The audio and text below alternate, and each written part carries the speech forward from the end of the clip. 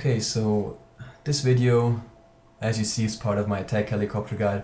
However, it's mostly gonna contain some updates. As I said in the last episode, I put up this guide, I wrote it down and put it up on Battlelog, and I got good feedback, but I also got quite a few things that people disagreed with me, especially people from the PC side.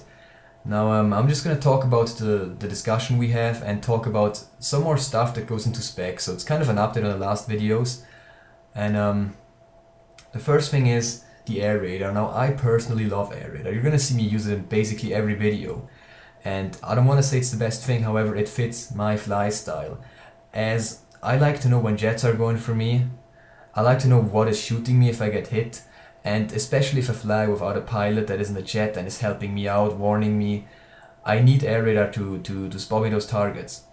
What I also do is I maneuver sometimes, like I fly below the other helicopter to outfly him, try be not seen anymore, and stuff like that can help me, and especially air radar makes it a lot easier for me to fight these choppers afterwards if I dive down below them and stuff like that. So that's basically why I like to use air radar. Now besides that, you're completely free to choose whatever you want. I like to go ECM because it's just way stronger, and the guided missile or the TV missile for the gunner. Now another thing that is has been discussed quite a bit is the loadout of the laser painter for the pilot and the guided missile for the gunner. Now there is one great advantage this has, and today I had a battle. I had a 1v1 against another pilot, and it was a great match, I guess, so thank you Mexican for playing with me there. I got my ass handed to myself a little bit, but anyway, I was still hungover from yesterday. But yeah, I'm not gonna make any excuses, he really flew very well. And what I have realized is that in battles of good attack helicopter pilots, you're not gonna use the heat seekers too much, because the pilots are gonna try stay below radar. And laser painter helps you here to get those choppers that are below radar, especially if they're flying backwards. The missile will usually hit, so it is very useful if you face a good pilot that knows how to use radar, the below radar stuff, so that you don't get hit. Now there's one sacrifice, and that you're not as aware as you are with for example air radar. However, if you know like the spawn times, or if you have a jet pilot up, this is definitely a very good loadout. So to summarize it, if you're fighting a jet pilot, sorry, not a jet pilot, a helicopter pilot that knows how to fly below radar, this is actually going to be a very good choice, unless you have like a jet pilot backing you up and you don't really need it. But besides that, I would say try it out if you want to. Both Mad Mackie, who's my buddy and competitive pilot for Call Your Shot, and Real Reckless, who is competitive pilot for Chain Reaction, use this loadout specifically to dominate the dogfights. So that's been it. Now there's one big thing I also need to talk about, and that is the differences between PC and console. Now this is something that has been talked about quite a lot, and what I've heard is that on PC there's one big difference in chopper dogfights, and that is the TV missile. A good helicopter team on PC works with the TV missile in dogfights. This means, as it's a lot easier to control on PC, you can actually decide on who's the winner of a dogfight with the TV missile. Now for me, this doesn't work. None of my gunners is able to use it correctly, not because they're bad, but simply because it's so extremely hard to use on console.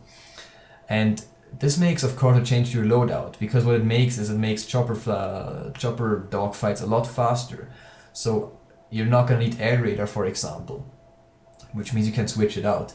And there is two things that I've been told here, and the first one is to use guided missile. This is because on PC the maps are, especially Conquest Large, there's more vehicles, there's the AA gun, and the guided missile helps the pilot take out the AA gun and take on the vehicles that are down there. So this has also been contributed in a thread, and that's why I'm saying it. So if you play on PC, this is definitely a great thing to use, and it will most likely help you out. But besides that, I think it's more useful on PC than on console. I myself really don't think I'm not putting out enough damage, but maybe you disagree. It might be that I'm just bad, and it actually is very helpful. Then one more thing I have been told is that there's one more setup that I've been suggested by a guy in the forums, and that is as the pilot using stealth, ECM and heat seekers, and as the gunner using TV missile, thermal or flares depending on the map, and autoloader. Now I see the point of this as I previously said, on PC it can be very important to put out more damage. And since you don't need air radar, because you have the TV missile that can decide about dogfights really quickly, you can use stealth and use autoloader to just do a lot more damage, and that is what the guy told me. So that's also one of the setups. That guy had a lot of helicopter kills, so I guess he's got a good point there. Give it a try, I guess. It's as I said, stealth for the pilot, autoloader for the gunner, ECM for the pilot, and yeah, the rest is up to you. Of course, TV missile, as that is probably the best choice on PC. Oh, and by the way, one note on the gameplay. You see here I'm in their spawn, and I'm not really a spawn rapist. I've been accused of doing that a lot. I always try to avoid it, but if there's a tank shooting me, I will go for him no matter where he is.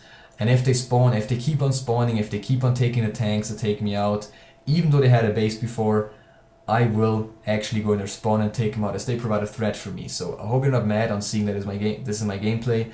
I always like to have matches which are on a competitive basis, which means the enemy team actually tries killing us. So I guess that's it, and I'll be out for the day. I hope you enjoyed, and the next part's going to be up on Monday, I guess. So that's also going to incorporate the rest of the gameplay you see here, which was again recorded with my gunner spiritual camping. So thank you very much, and I'm out. See ya.